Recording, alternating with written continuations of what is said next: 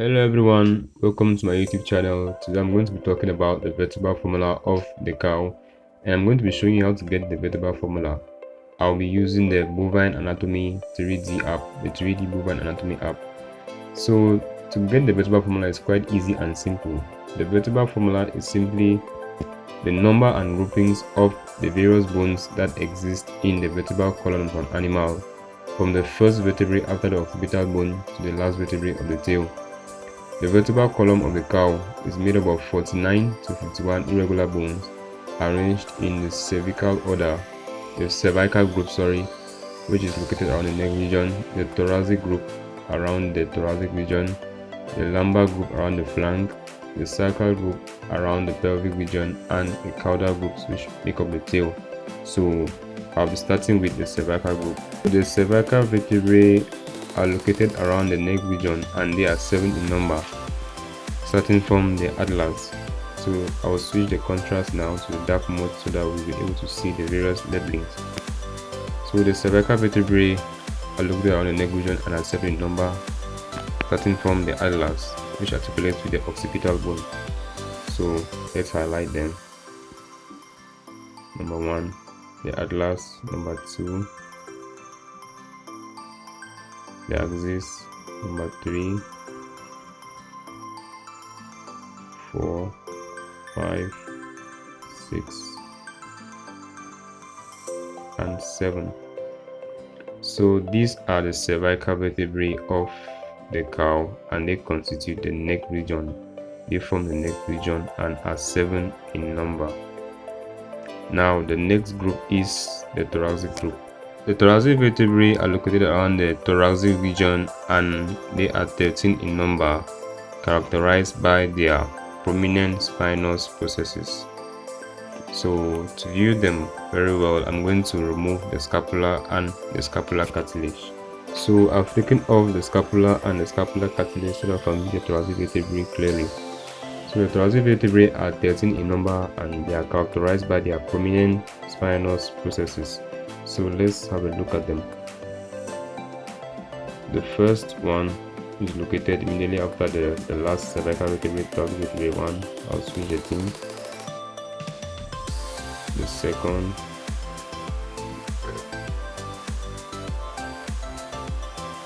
third, fourth, fifth, sixth, seventh, 8, 9, 10, 11, 12, and 13.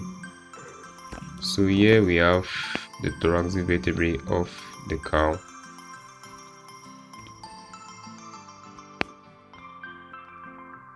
You can see them, they form the thoracic region of the cow and they are 13 in number, characterized by their prominent transverse processes.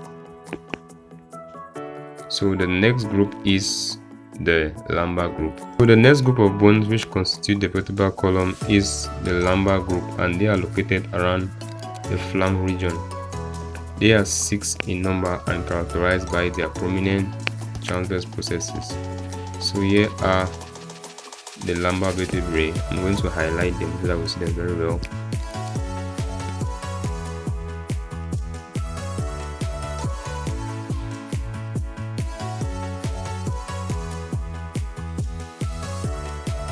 So I have highlighted the lumbar vertebrae. You can see them. They form the flank region that is in between the last thoracic, the rib, and the pelvic bone or the os coccygeal. So that is the lumbar group of the vertebral column. They are 6 in number, characterized by their prominent transverse processes. So the next grouping after the lumbar group is the sacral group, and we know that the sacral vertebrae are fused vertebrae and they form the roof of the pelvic cavity. I have a video on that, you can check it out. So here, let me remove the os coccygeal. I will take away the os coccygeal and the sciatic ligament so that we can view it very well. So I have removed the os coccygeal and the sciatic ligament.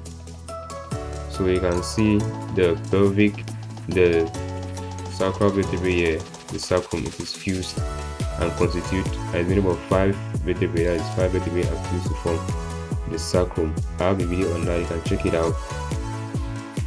So that is the sacral group. Now the last group of the vertebrae that form the vertebral column is the caudal group, and they constitute the tail.